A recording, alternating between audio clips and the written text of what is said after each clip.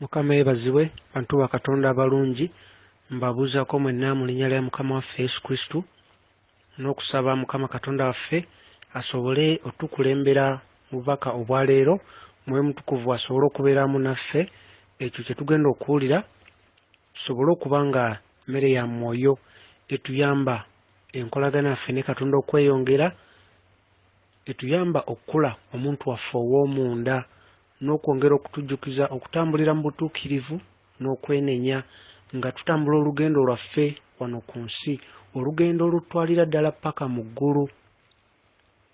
Olwaleero ngenda kwogera ku ddaala lyaffe lye tuddako mu bulamu, eddaala Mukama lyagala okuteekako abaana be bonna, eddaala eryalangirirwa mu kitabo kya Joel ddala mu chapter 2 verse 28 awo ekyayogerwako Mukama wagenda okuteeka Mwoyo Mutukuvu ku nsi ow'enjawulo nga bw'atabangawo ng'era agenda muteeka ku abo bonna abanaamukkiriza era abamusinza mu mwoyo ne mu mazima.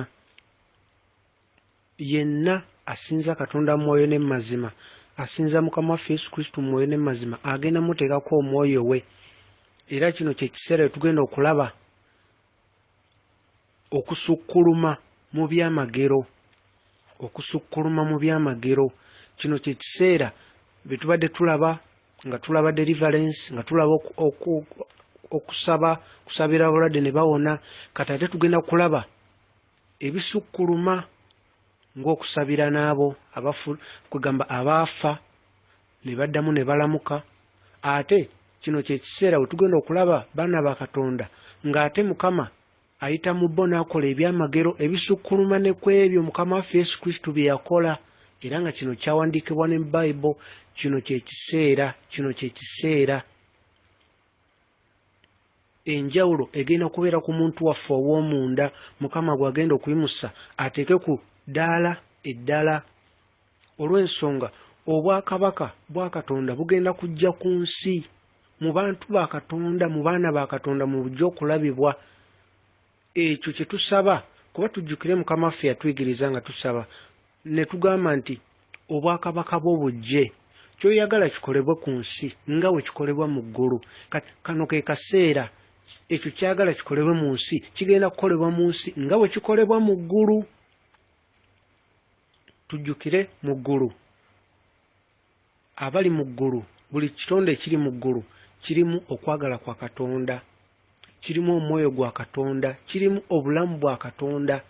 Kitegeeza n'abo bonna abaweereza Katonda mu mwoyo ne mu mazima agenda bawa akakisa okubeeramu omwoyo gwe, okwagala kwe n'obulamu bwe, babeere nga abali mu ggulu. Olwo ekiri ku nsi kikolebwe nga bwe kikolebwa mu ggulu, kubanga ekyo Katonda ky'ayagala. Ekyo kye kitegeeza obwakabaka bwa Katonda okujja ku nsi, era kyekyo ekyogerako ne mu kitabo kya Ephesians chapter 4 okutwalira ddala chapter yonna chapter 4 yonna Ephesians eyogera ku baana ba Katonda okula kugamba okula omuntu ow'omunda, Kristo ali munda mu ffe, okula omubiri gwa Kristo, okula okutuukira ddala ku ddaala erya Kristo. Kino kye kiseera eri abo bonna abamusinza mu mwoyo ne mu mazima. Tugenda kukyusibwa munda mu ffe,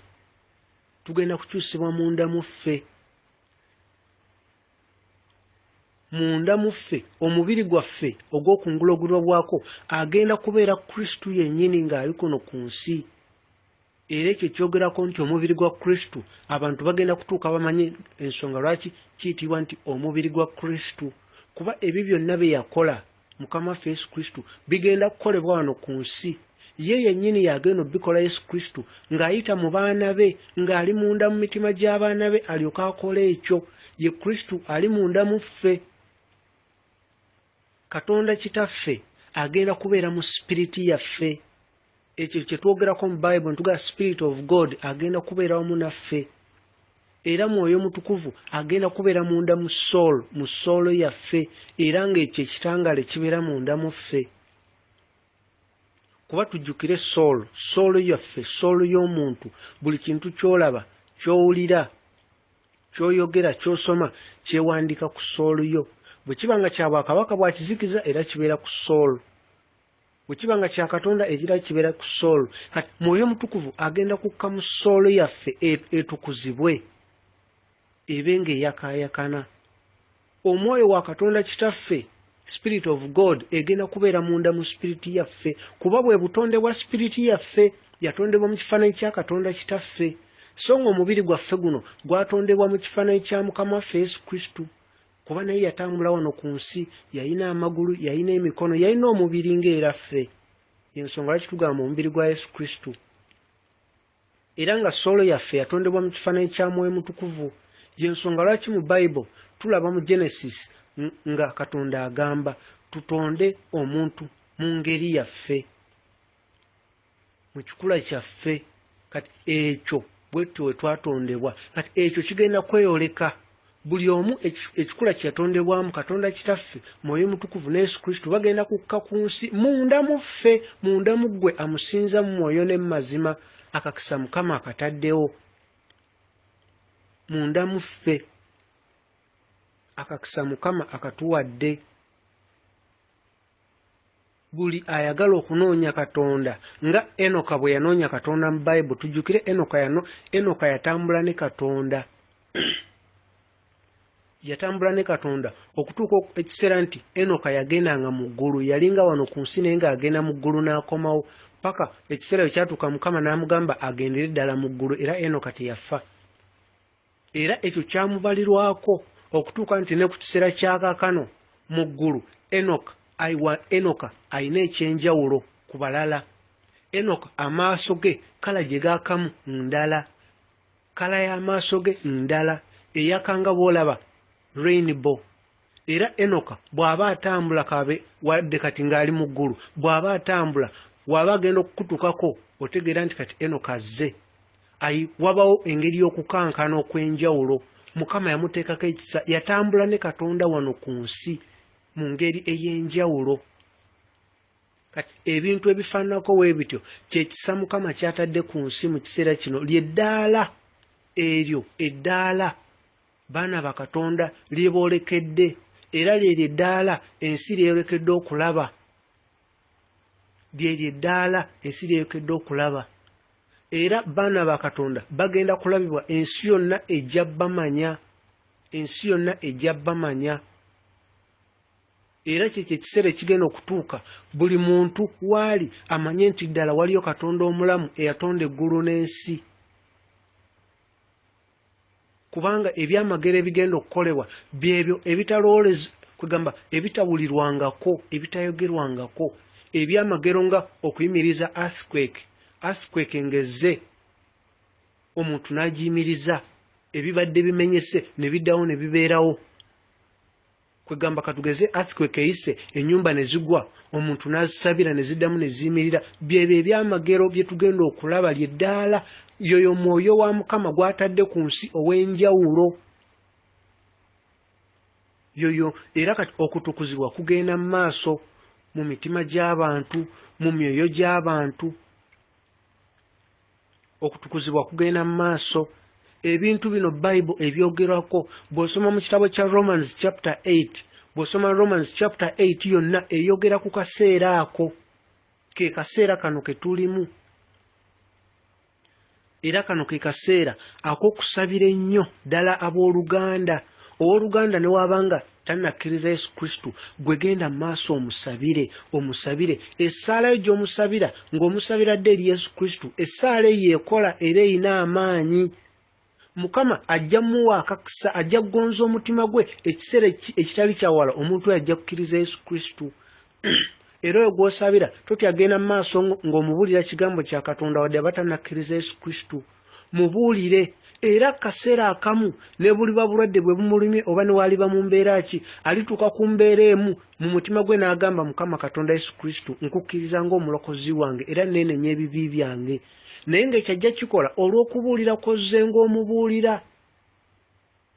Nga n'oba tomulabye ng'akkiriza Yesu Kristo era oli musanga mu ggulu n'akubuulira munne ewambulira, naye kaseera akasembayo nakkiriza Yesu Kristo abeere omulokozi wange. tulina okusabira abo bonna abooluganda lye tebannaba kukkiriza, kuba naffe abakkiriza Yesu Kristo waliwo abo abeewaayo mu ssaala ne batusabira. Waliwo abeewaayo, ayinza n'okuba nga eyakusabira nakati taliiwo naye nga yasabira, n'asabira abazzukulu be, n'asabira abaana b'abaana be, ng'era olunaku lumu mu ggulu Mukama alikikulaga. Kati naffe essaala ze tusaba ddala zikola. Osobola okusabira abaana bo n'abaana be balizaala. Ezo essaala zibeerawo, ekigambo kya Katonda tekiggwaawo, essaala zibeerawo. Amafuta kwegamba ag'enjawulo Mukama agatadde ku nsi, guno gwe mulembe. Kino kye kiseera ekizikiza okugobebwa kiveewo, kigobebwe mu bitundu. Ekizikiza kigende kibeeko ebitundu byekyekuŋŋaanyiza, wabeerawo n'ebitundu nga biri mu kitangaala. Ekiseera kigenda kutuuka nga waliwo ebitundu, nga waliwo emize egitasobola kubeerayo, nga waliwo kitangaala kya Mukama. Ekiseera kigenda kutuuka n'abo bonna abasinza omulabe Sitaani bagenda kuba nga balina ebitundu gye beekuŋŋaanyiza, nga waliwo n'ebitundu gye batasobola kugenda olw'ekitangaala mu nsi ey'omwoyo, olw'ekitangaala ekinaaba ku bantu ba Katonda, ku baana ba Katonda. Kino kye kiseera eky'okufuga ne Mukama waffe Yesu Kristo. Kino kye kiseera eky'okufuga ne Mukama waffe Yesu Kristo. Tufuge wamu naye. Kino kye kiseera Kristo oyo ali munda mu ffe yeeyoleke eri ensi. Era kino kye kiseera eky'ekirabo, buli omu ekirabo ky'ayina Mukama agenda kikozesa kibeere ekirabo nga kyekitangaala. Omuntu katugeze nga si mubulizi wa njiri, Mukama asobola okukozesa ekirabo ky'oyina, era kano ke kaseera Mukama agenda kukozesa ekirabo ekyo kyonna, ekintu ky'osinga okulowoozaako ng'okyagala n'omutima gwo, ng'okikolera abantu abalala ne basiima, ekyo Mukama mwagenda okuyisa ekitangaala kye. Ekyo kyennyini ekirabo okikole mu ngeri etali ya bulijjo. Mukama akuwe okubikkulirwa okupya, ebirowoozo ebirungi, engeri gy'okulaakulanya omulimu gwo. Awo wennyini Mukama ensi erabe nti ddala Mukama yakuwa ekirabo, era omwayisizeemu ekitangaala kye, abantu balabe okubeera kwa Mukama mu mirimu gyo. Kino kye kiseera, kuba kisigamba nti buli omu agenda kubeera nga kwegamba amuweereza, naye n'ekirabo kyennyini ky'olina, kino kye kiseera okiremerako. Ekyo omutima gwo gwe kyagala, ekyo omutima gwo gwennyininyini gwe kyagala, kye kirabo kyo. Tokiggyako birowoozo. Oyinza n'okuba nga omulimu gw'okola si kye kirabo kyo, naye nga munda mu ggwe olina ekintu ky'owulira Mukama kye yakuwa, ky'osobola, kye wekkiririzaamu. Genda mu maaso otandike mu biseera eby'eddembe, tandika okipulakitiisinga, tandika okiteeka mu nkola, ogezese, otandika okigezaako, ojja kulaba kigenda kikula mu ggwe, kuba kino kye kiseera Omwoyo wa Mukama ali kuno ku nsi ow'enjawulo. Obulamu obw'omu ggulu bugenda kutandikira wano ku nsi. Kubajjukire tuba tusaba tugamba Mukama ekisa kya Mukama waffe Yesu Kristo n'okubeerawo kwa Mukama Katonda, ekisa kya Mukama waffe Yesu Kristo n'okwagala kwa Ayi Katonda n'okubeerawo kwa Mwoyo Mutukuvu bibeere naffe emirembe n'emirembe. Kati emirembe n'emirembe kitegeeza leero n'emirembe n'emirembe, bibeere naffe kaakano n'emirembe n'emirembe. Kati emirembe n'emirembe bw'oba ogenda kubeera mu ggulu, kitegeeza ogenda kutandika kati ng'olina ekisa kya Mukama waffe Yesu Kristo n'okwagala kwa Ayi Katonda n'okubeerawo kwa Mwoyo Mutukuvu bibeere naffe kaakano n'emirembe n'emirembe. Kitegeeza bigenda kubeera naawe kaakati ate ne mu ggulu. Obulamu kyengezaako okulaga nti obulamu obw'omu ggulu ogenda butandikira wano ku nsi, bw'onaaba otambula mu lugendo lwo ng'otambulira mu kubeerawo kwa Mukama Katonda, ng'osinza Mukama mu mwoyo ne mu mazima. Kubanga okula mu mwoyo ogenda kukula otuuke ku ddaala obulamu bwo obw'omu ggulu obutandikire wano ku nsi, ng'olimu obulamu bwa Katonda, omwoyo gwa Katonda n'okwagala kwa Katonda, ng'oliko ekitangaala kya Katonda. Kristo ali munda mu ggwe yeeyoleke eri ensi. Kino kye kiseera, kino kye kiseera Mukama agenda kubikkula amaaso, abantu bangi balabe bamalayika baabwe omulundi ogusooka. Omulundi ogusooka abantu balabe bamalayika ababeetoolodde. Mukama abikkula amaaso g'abantu balabe bamalayika ababeetoolodde.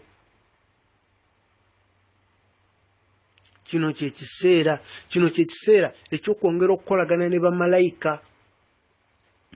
Kino kyekiseera ekyokwongera okukolagana n'eggye ery'omu ggulu. Bamalayika gurupu ya Michael, abalwanyi b'entalo. Kino kyekiseera ekyokwongera okukolagana nabo kuba bagenda otulwanira entalo. Kino kyekiseera ekyogerako mu Ephesians chapter 4 wagenda okubeerawo obumu mu kkanisa, obumu mu mubiri gwa Kristo, obumu obutalabwangako, kubanga ekkanisa egenda kubeera omuntu omu. Ekkanisa egenda kubeera omuntu omu. Kino kyekiseera tugenda kulaba obumu obutabangawo, obumu ng'abantu bonna bali kintu kimu. Kino kyekiseera ekitangaala ekyenjawulo kigenda kweyoleka eri ensi. Kino kyekiseera okwagala okw'enjawulo, ng'era ekyo ekitangaala kwe kugenda okuba okwagala kwa Katonda nga ge maanyi era nga bwe bulamu. Okukkiriza kugenda kweyongera olw'ekisa kya Mukama kyatadde ku nsi ekyenjawulo. Okukkiriza kugenda kweyongera. Abaana ba Katonda ensi egenda balaba olw'ebibala byabwe. Ensi egenda balaba olw'ebibala byabwe. Ebyamagero ebitalabwangako, ebitaloolezebwangako, kino kyekiseera. Ebyo byonna ebyagerako mu Bayibuli bigenda kutuuka. Kino kyekiseera. Okubikkulirwa okw'enjawulo, kino kyekiseera tugenda kwongera okuwulira okubikkulirwa ebyo bye tutawulirangako, naye tugenda kubimanya ddala ebikwata ku kikula kya Mukama waffe Yesu Kristo, oyo ali munda mu ffe. Kuba tujjukire twali munda mu ye nga tetunnajja eno ku nsi. Twali munda mu ye, twali munda mu Katonda Kitaffe, twali munda mu ye Katonda. Era omwoyo gwe n'atusindika ku nsi. Twali munda mu ye nga tukyabeera naye, nga tukyali mu ggulu nga tetunnajja ku nsi. Emyoyo gyaffe gyaliwo. Kubanga olaba mu Bayibuli tewali bagamba nti Katonda n'atonda omwoyo, emyoyo gyaliwo. Era Mukama waba